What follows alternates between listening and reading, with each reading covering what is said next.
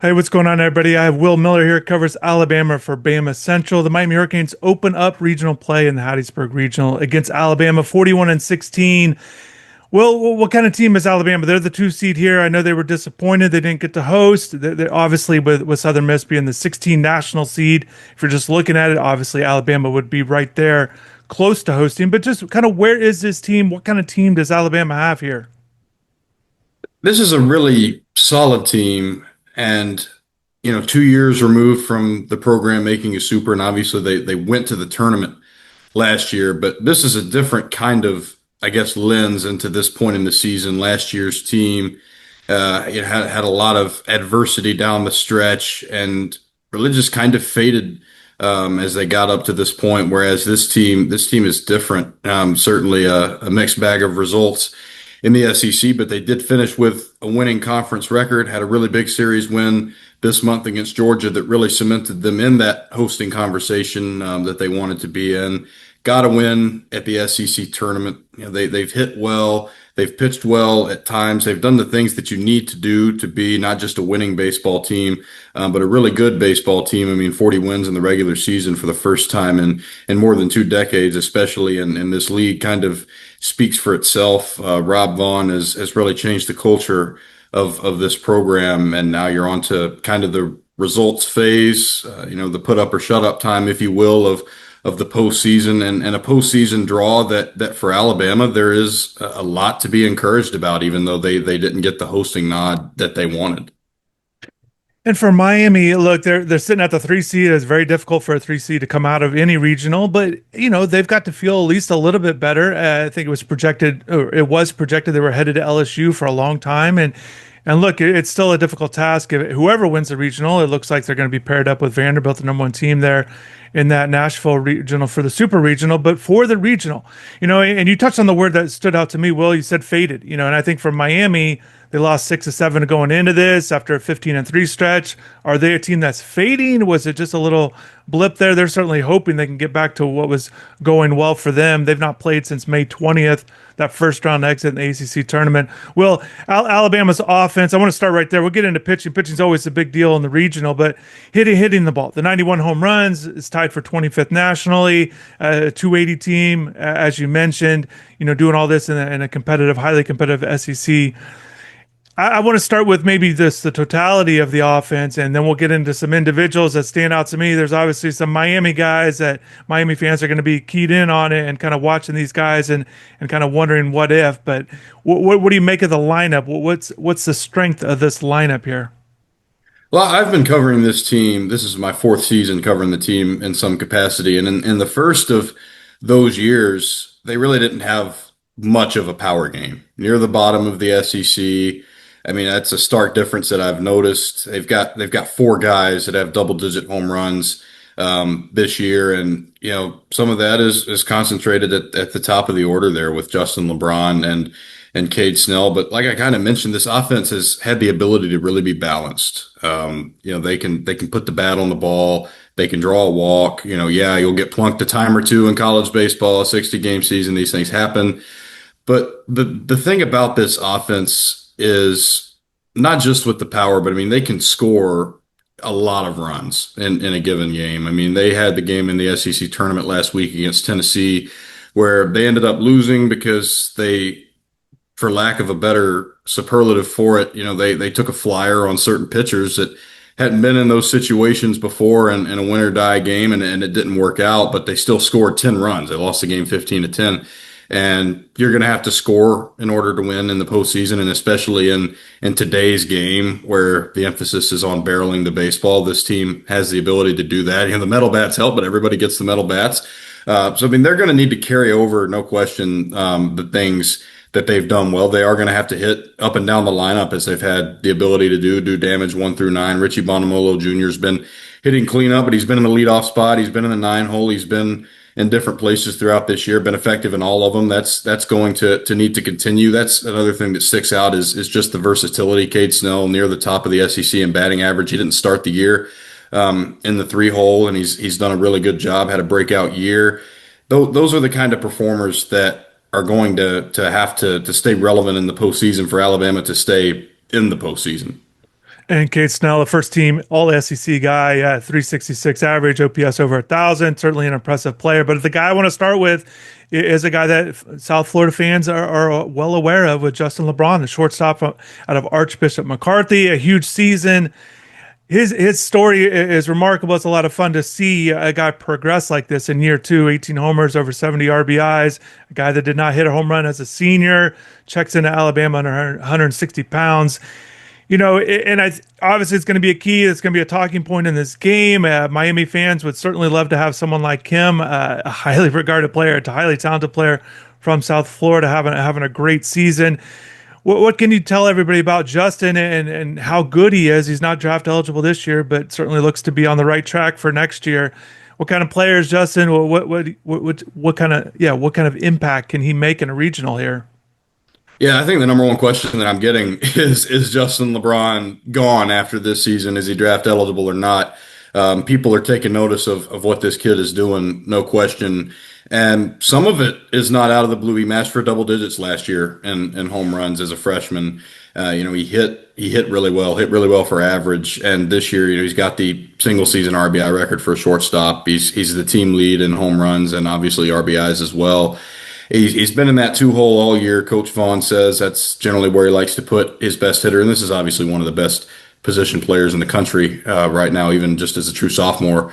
And I think that in terms of a regional, it helps that he's been there before, because last year they traveled down to his home state for the Tallahassee Regional and went 0-2. Really wasn't a particularly great showing for anybody. Lost a couple of winnable games on their way out. But I think what Justin has been able to do so well throughout really just his whole college career, in addition to just obviously being a really solid baseball player, plays offense and defense at a very high level, is he's played at a maturity level just beyond his years. He's played baseball at a level that you would expect would befit, a senior, a fifth year guy, still have, some 6 year guys going around the college game. I mean, you would expect that level. He plays like his experience is so much more than it is, and that is such an invaluable asset, because now he has that experience. He has played two full SEC seasons. He's gone through some highs, he's gone through some lows. The numbers have been really good, but just from an intangible standpoint, this is as good of a player at the college level, I think, as you will see. And I mentioned yesterday, and if he's struggling during the regional, then your ship is in danger, dire danger of sinking, no doubt about it. I feel like for Miami, even more so, because Miami does not have the lineup production that Alabama has on the season totals.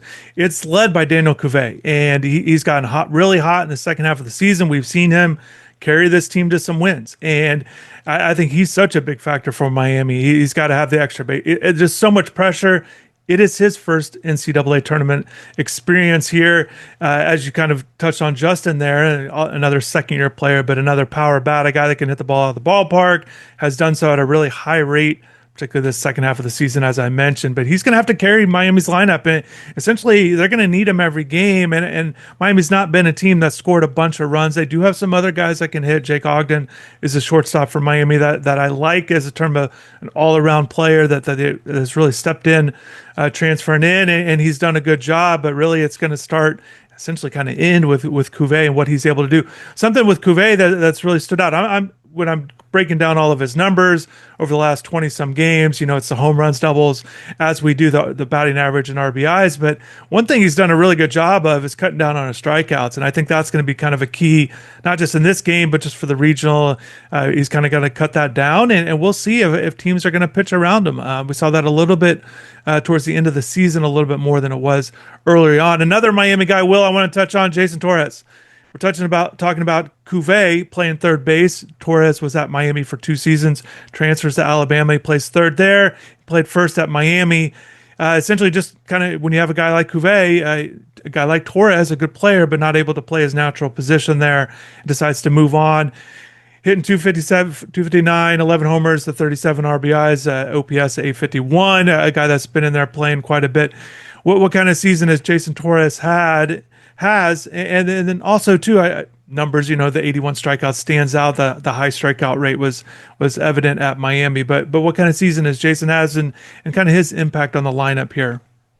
Yeah, Jason's big strength obviously is hitting for power, and he's done that. He had a really hot start, and during non-conference play, he really struggled in conference play. It was brought to my attention that his strikeout rate in league play is 44%, somewhere in that neighborhood, and that can't happen.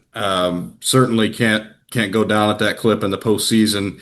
You know, what a strikeout is telling you, one of the things it's telling you is that ultimately you're not putting the bat on the ball in a key situation. And I mentioned earlier, today's game's power driven, but at the end of the day, baseball is still baseball.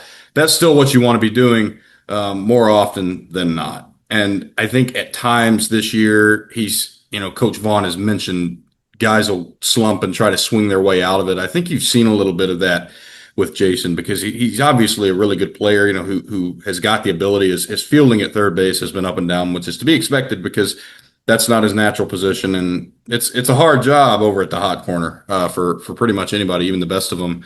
But this is a guy that could potentially help buoy Alabama if he has a breakout regional. If he comes out of nowhere and just starts tearing the cover off the ball. This is a guy there that he's also been at several different spots in the order. I mean, he's hit cleanup, he's hit sixth, he's hit eighth, but he has to be effective. You want to have an effective bottom of the order, but he's a guy that could potentially, I think, surprise some people in this regional based on the year that he had in league play. Yeah, you touched on a couple of things that stood out to me there. Torres also struggled at Miami during conference play. It is really high numbers in non-conference, and then it dipped there. And then also another thing, well, you just touched on right there with the bottom of the order. Miami has really struggled. Their bottom four guys in the lineup not producing enough, not getting on base, and they're not expecting, as JD Arteaga said, they're not expecting these guys to hit 400, but they got to get on base, and I think that's going to be a key because you can't just wipe out innings with getting zeros and not getting guys across at the bottom of the order because then it really hurts not just the run production, but you're not giving enough at bats to the top of the guys. You're not getting to the top of the order fast enough. Pitching, we touch on so much of this hitting. Well, it's going to be fun to watch the hitters with Alabama, see how they're going to do and how it's going to kind of pair off against Miami. But the pitching, and kind of what you see with the starting pitching. Riley Quick obviously has had a great season, and then Carson Hosmer leading the country in saves at 17. Those are two kind of headliners. But what do you make of the pitching staff and maybe some key guys, in particular this game, or just kind of how you kind of see this playing out for the regional moving forward here? Well, there's a big question, right? Who's going to start the ball game? And Coach Vaughn's given a press conference this afternoon. Hopefully, get some answers on that front. Will it be Tyler Fay, who's been starting off the weekend rotation for the past, close to a month and a half and has been really good? Or will it be Riley Quick? What's the management going to be? What's the strategy going to be? I think it's going to be Riley Quick. But we'll see. He's been the best starting pitcher for this team this year. But he also had Tommy John last February, and the coaching staff's been trying to protect him, been trying to limit his counts, limit his workload to the extent that is practical. It's not that they just send him out there for 3-4 innings every start and then say, okay, you're gone. But that's a future major league draft pick this year. And they certainly have that in mind. But this is a time of year that I don't want to use the expression throw caution to the wind. I certainly don't think that necessarily on the face of it is what should happen, but you certainly let maybe would be inclined to let a guy go, maybe put him in a situation like starting the opening game when he hasn't done it all year. He's been in the number 2 spot all year.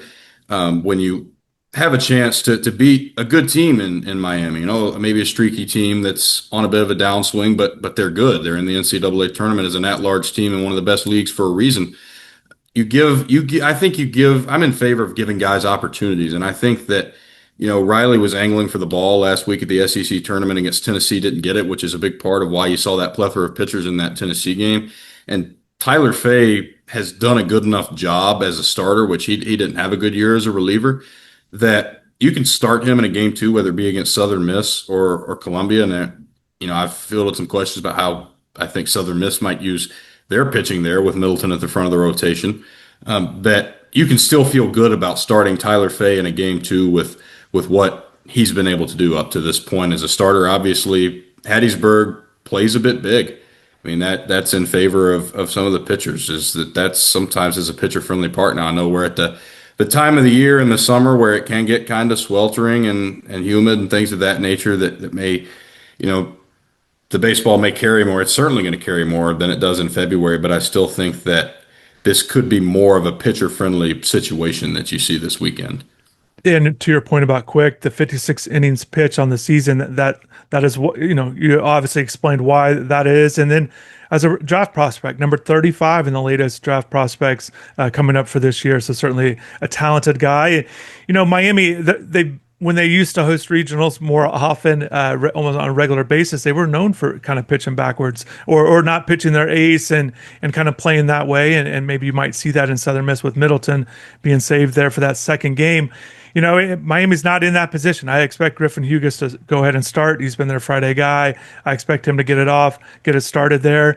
And then they've got the two freshmen afterwards. I would expect that JT Arteaga has not expressed who is not he has not named the starter, but I would expect Hughes to do it. And he's a guy that essentially wants the ball. He's kind of had some really good moments, some real high strikeout moments, but then he's had these walks that kind of plague him a bit and not able to go deep into games. That'll be something I'll be watching for is that pitch count. Even if it's going well for him, he's a guy that tends to run up the pitch count. And even when it's going well, isn't always able to extend himself in games there. So the pitching, it's always a fascinating to see how it works out. And I think kind of maybe this is kind of with Alabama's, just because it's this 2-3 matchup. I just think for Miami, even if they win or even if they lose this game, you've got to be able to bounce back. And I think you've got, teams that can have the ability to play with one loss essentially and kind of keep it moving. It's tough to go on the road and have a clean sweep and get out of there and win all the games. Obviously, that's what you're shooting for. It's certainly be an easier task to do that. But, if you drop that first game, you got to be able to find a way to bounce back. So we'll see how this game goes.